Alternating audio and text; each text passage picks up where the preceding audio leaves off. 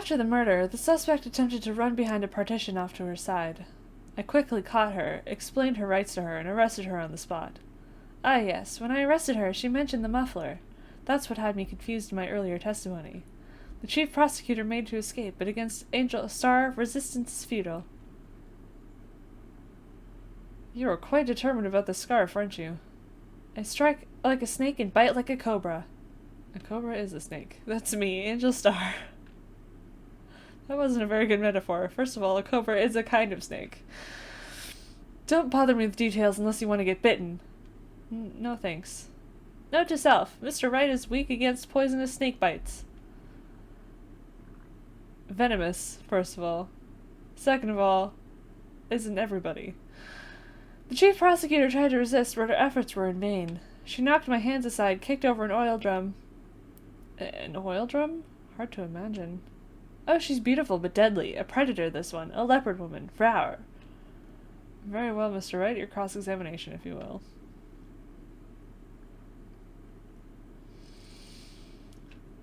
Okay.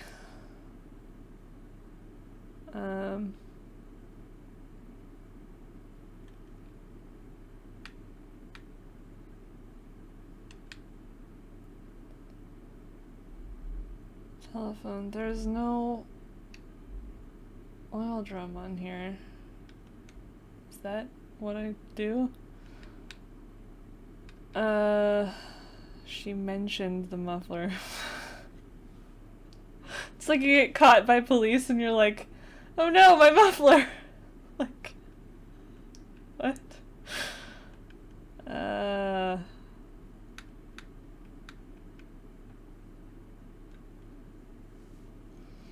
She mentioned the muffler? What exactly did she say? If I remembered exactly, I would have told you in my testimony. Cheeky. Anyway, all I heard her say was the word muffler. Just that one word? So, what you heard wasn't the suspect talking to you, but to someone else? Yes, the chief prosecutor was talking on her phone. Her phone? She can't mean.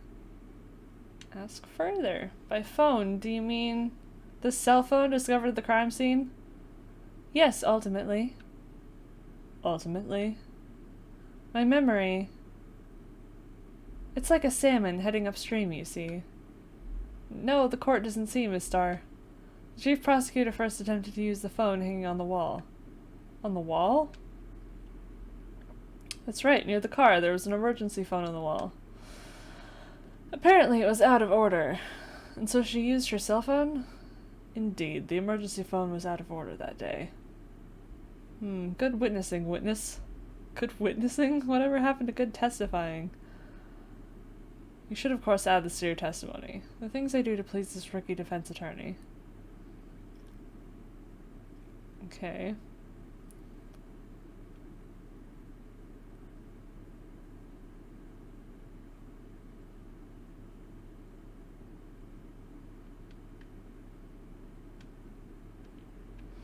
So chief prosecutor tried to run, I think you said? I skipped over it, I'm sorry. I'm sorry my sister is so suspicious, Mr. Wright. Not as sorry as I am. But she didn't do it, you have to believe me. It's not helpful.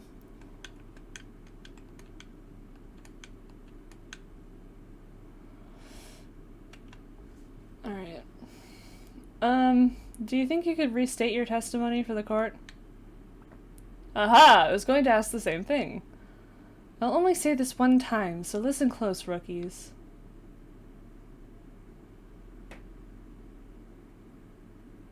The chief prosecutor stabbed the victim and ran behind the partition.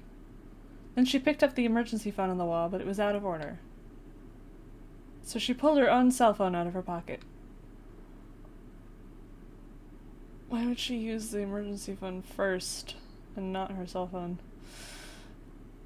And during that time, you climbed over the chain link fence.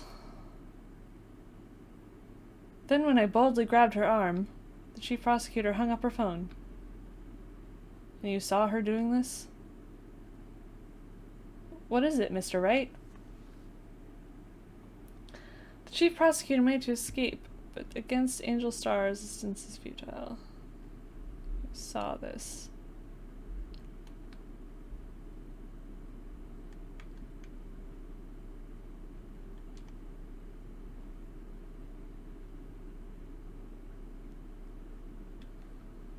What? What? Hang on. Maybe that's the wrong...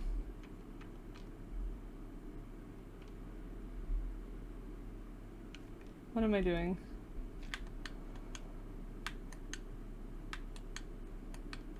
I have to press this one first. You say quickly. Were you close to the suspect? As I just said, I was only 30 feet away from her the whole time. Maybe I should press her for more details. Yes, of course. Always. I'd like to see this on the floor plans just to be safe. The lunch lane car was... She was a visitor, thus she was parked in B block. So you witnessed the murder from here? That would make it about 30 feet from the car, yes.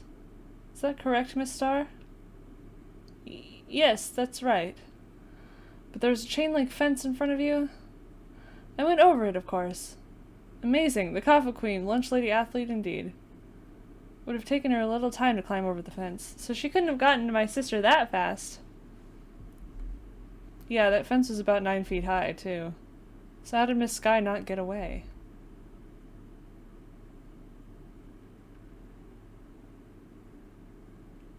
And then this.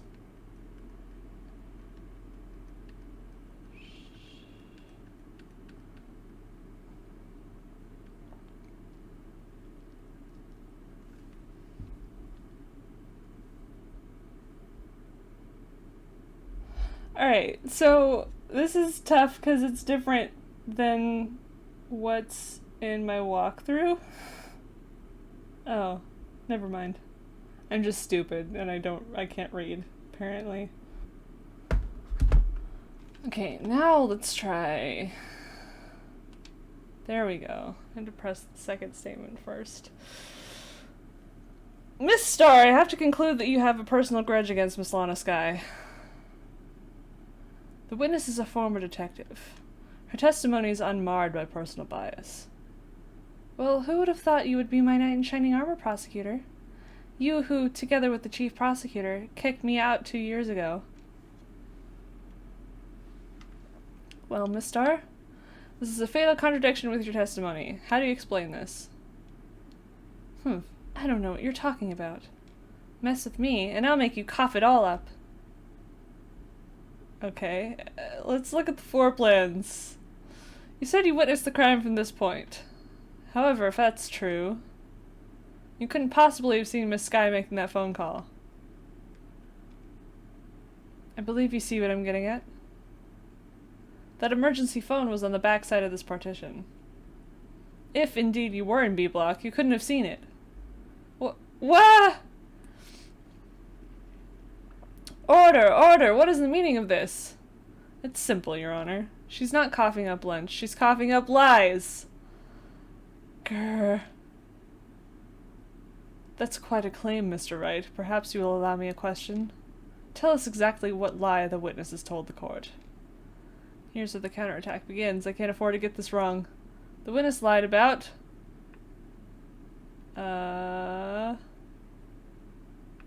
where she saw it.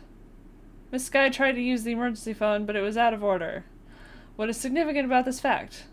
Nothing. Therefore, it would be pointless for Miss Starr to lie about it.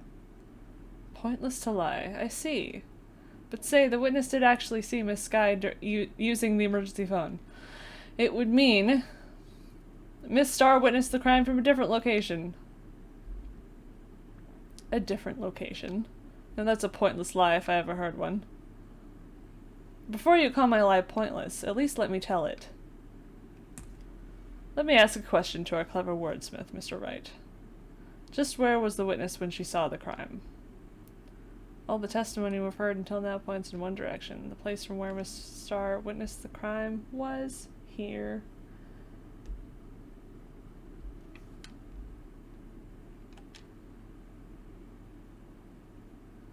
This is the only place where she could have been. Security guard room? Indeed, the security guard room is in the underground parking lot, as well positioned. It's built on the second floor, so you can see the entire lot. She would have been able to see the emergency phone from there.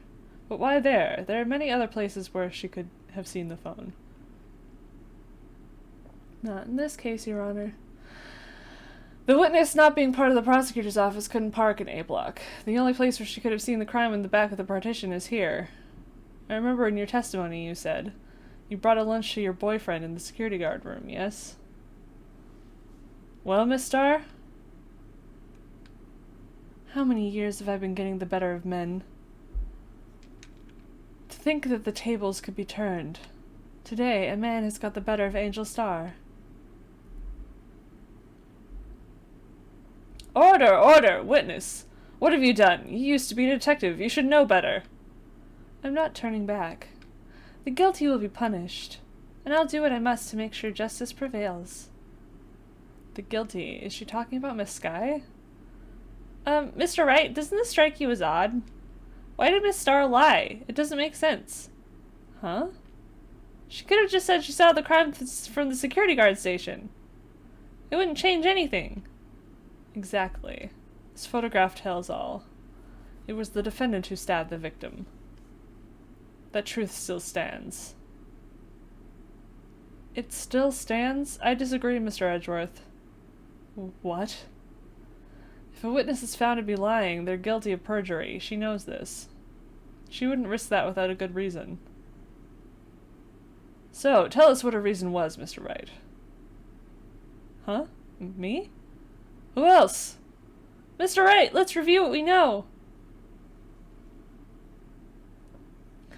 Miss Starr witnessed the cream.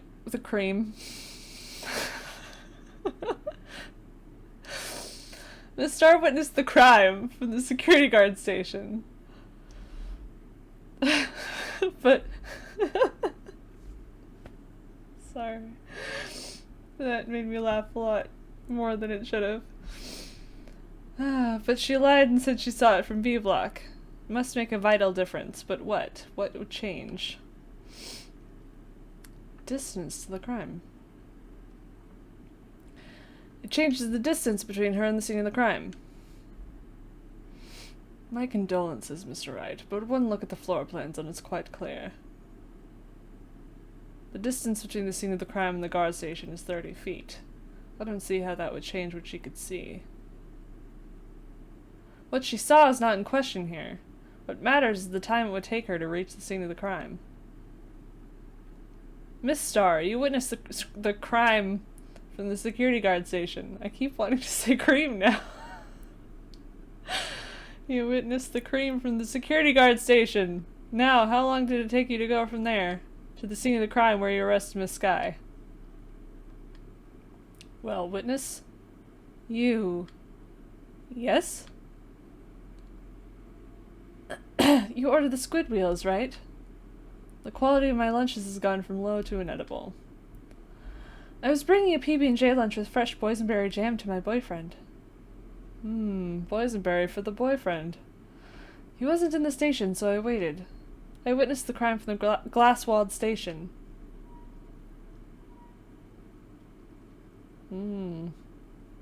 Before I knew what I was doing, I found myself running towards the scene. But the door was locked. I couldn't open it.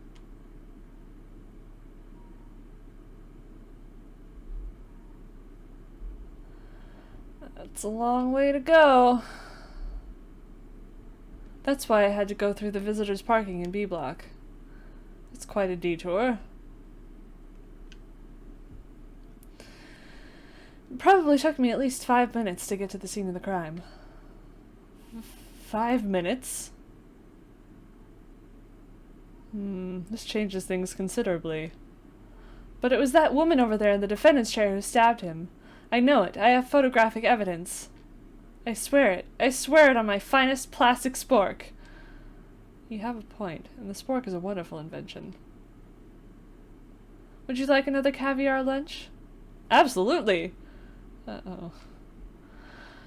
Mr. Wright, you have to do something! Do I have any evidence to stop this? Of course I'm going to raise an objection. 5 minutes between the witnessing of the murder and the arrest. Think about it. You could make pasta in that amount of time. If you like it al dente. I've got lunchboxes to tie pasta into knots, rookie. A 5-minute blank. Isn't that strange? Strange. If you were a criminal, what would you do with 5 minutes, Your Honor? Well, I guess I'd flee the scene. Hey! Don't get the wrong idea, I didn't kill anyone.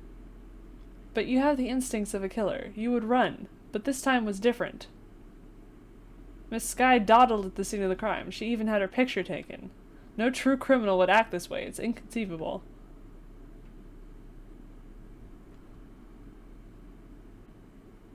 Well then, it seems to have come to the end of this testimony. The witness has a grudge against the defendant and a blank in her testimony. Mr. Edgeworth, is the next witness ready to go? Unfortunately, I appear to have overestimated this witness on account of her professional history. We did it! We screwed that can shut, Mr. Wright! That was too close. I'm afraid that the Kaffa Queen has been dethroned. And with that, court is adjourned.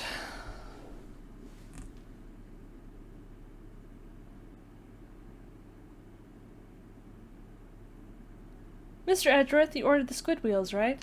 Nobody ordered the squid wheels. That's the last one she tried to... That's the one she tried to foist off on me. I prefer not to take the defense team's leftovers. Anything else to say? I might be able to save you. I have decisive evidence. What was that? Is this another one of her trick lunchboxes? My apologies, but we have no further questions to ask of you, Miss Starr. Ah. Is this your jumbo lunchbox? Woohoo! A triple-decker! Alright. Out of deference to the witness's determination, I'll allow one more testimony. Let's hear about this decisive evidence. Like the Lunchland motto says, you won't be disappointed. What's she gonna pull out of her lunchbox this time?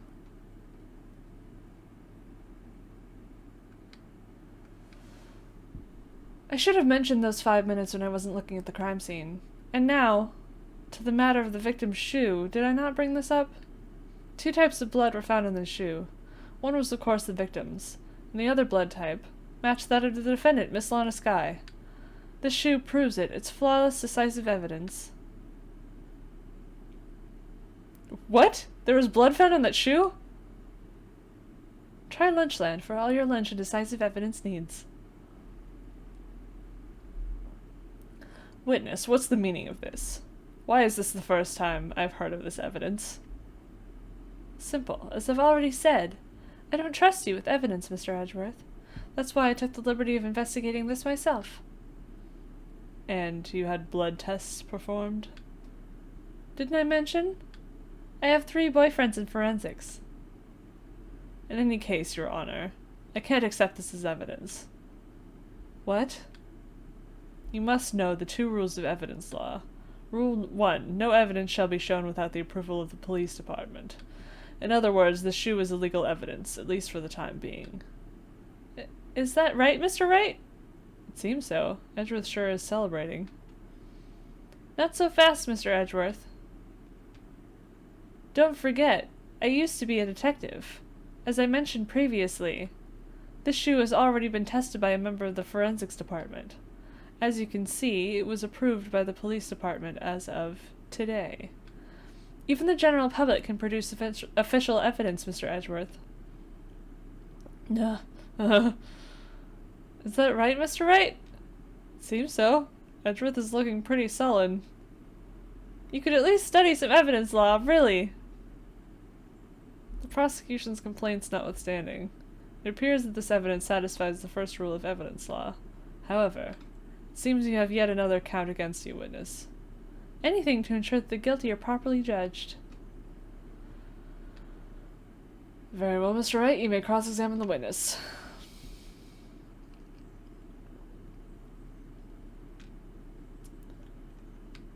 Okay, let's take a look at this shoe. This blood, it's my sister's, right? It appears so. Lana's right hand was bandaged when I saw her in jail. She must have cut herself at the time of the crime. Poor sis. And this. Ah! There's blood here too! On the sole of the shoe? It's gotta be the victim's. He must have stepped in a puddle of his own blood. All this blood. It's horrible. This blood might be an important clue.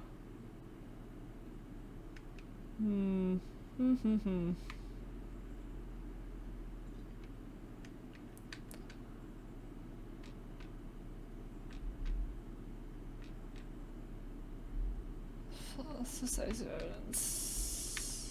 I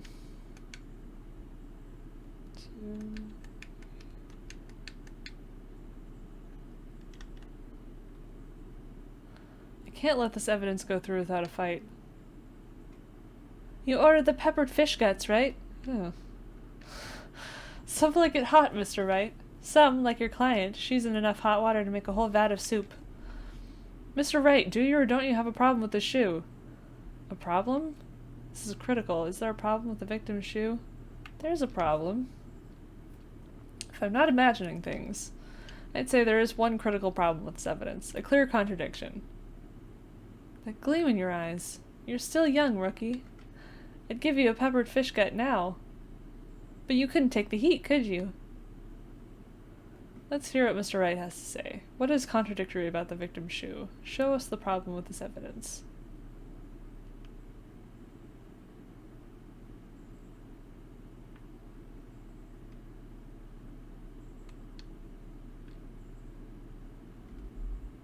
I wonder if you noticed. There's blood on the bottom of the shoe. Don't mess with me, rookie, or it'll be your blood on the bottom of my shoe. Jesus. Indeed, there's quite a bit of blood on the bottom of the shoe. It makes sense. The victim was stabbed with a knife. What could possibly be contradictory about the blood on the bottom of his shoe?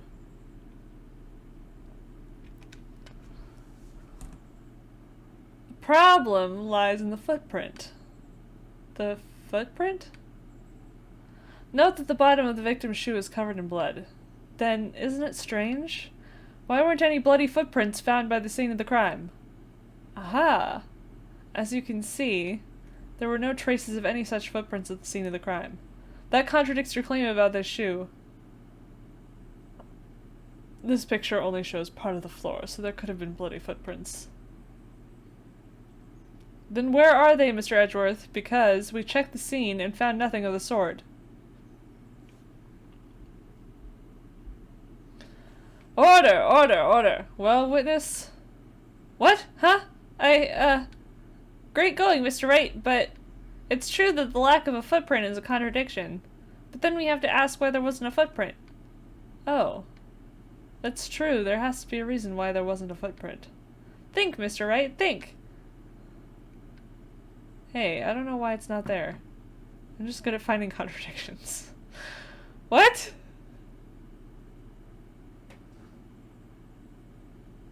I see. Now I get it. Get what? Our witness is more devious than I gave her credit for. We were hoodwinked to the very end. But she slipped. There is one vital hint to the truth of her testimony.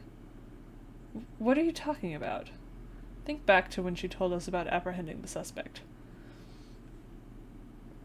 The chief prosecutor tried to resist, but her efforts were in vain. She knocked my hands aside, kicked over an oil drum. Oh, she's beautiful but deadly. A predator, this one. A leopard woman. Rawr. I thought that was a strange thing for the normally cool-headed chief to do. No kidding. Now, witness, allow me to ask a very simple question. This oil drum, was it empty? Oh, that, I'm not sure I like your attitude, Mr. Edgeworth. Though apparently you're not the slowest conveyor belt in the lunchbox factory. Witness, well, was the oil drum empty? The oil drum kicked over by the chief prosecutor was brimming with water. Water? What does that mean? Still don't get it, Mr. Wright. Do you want to know the reason she knocked it over? The real reason. Aha! You don't mean... Yes, the suspect knocked over an oil drum for one reason and one reason alone. To erase the blood stains that would become evidence against her.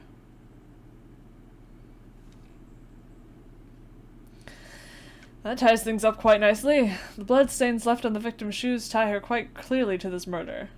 Then, after the deed was done, she knocked over the oil drum to erase the telltale signs. Why, that's a prosecutor's specialty, erasing evidence. That reminds me, Miss Skye's right hand was hurt. Didn't she say she'd cut herself when she stabbed him? So that's when my sister's blood got in the shoe? Well, I see no reason to prolong this trial. Mr. Wright, do something, please! What? What can I do?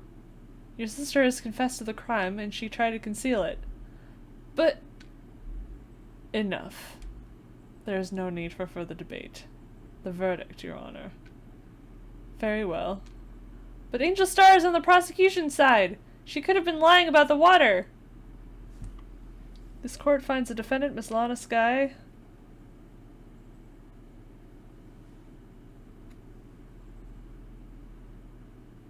Little girl, what did you just say? Huh? Me? Did you say that I, Angel STARR, was on the prosecution's side? Well, yeah, you are. You're saying my sister hid evidence by erasing the bloody footprints. Well, I thought you'd had your fill, but here you are, demanding a second helping. Another lunchbox. A lunchbox called evidence. Wait, witness, don't tell me you have something else. The time for deliberations is past. Any further comments and you will be held in contempt of court. Your threats don't scare the Kaffa Queen. Look at this! A photograph? I had it just in case anyone had the gall to suggest that the white shoe didn't belong to the victim. I see no room for error in this evidence. Mr. Wright, wait! Look at the asphalt in this photo! Hey, it's clearly wet.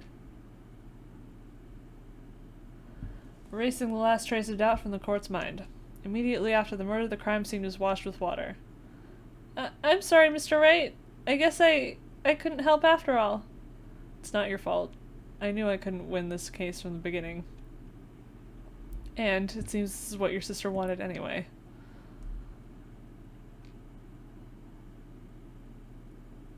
I'm sorry, Mia. Why Mia?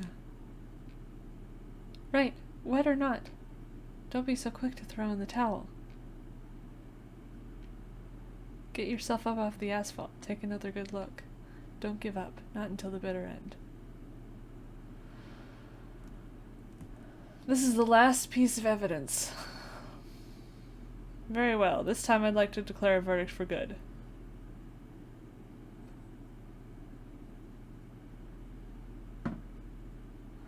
Your Honor, wait.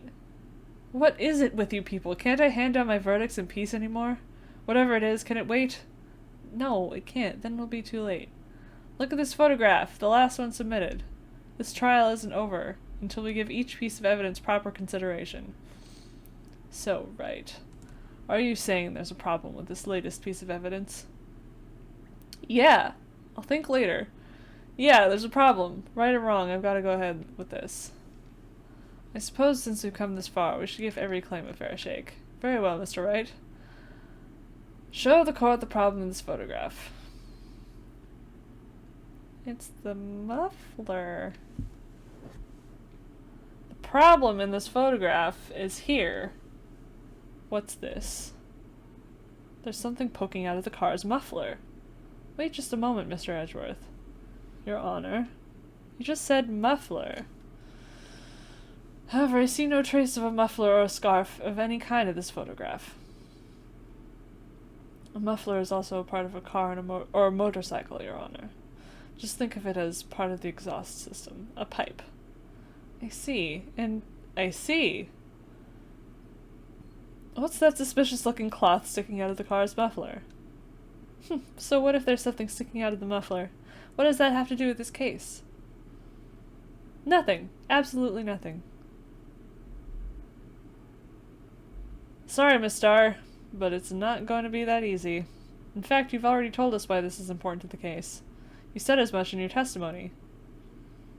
What? Let's hear what Mr. Wright has on his mind. Tell us why you think this piece of cloth in the muffler is related to this case. Because she said muffler on the phone. Miss STARR, recall your testimony for the court. Ah, yes. When I arrested her, she mentioned the muffler. That's what had me confused in my earlier testimony. Muffler! Ah! Yeah! Could it be the muffler you heard mentioned was actually this exhaust pipe? If so, that means this piece of cloth is vital evidence. Oh! Wah!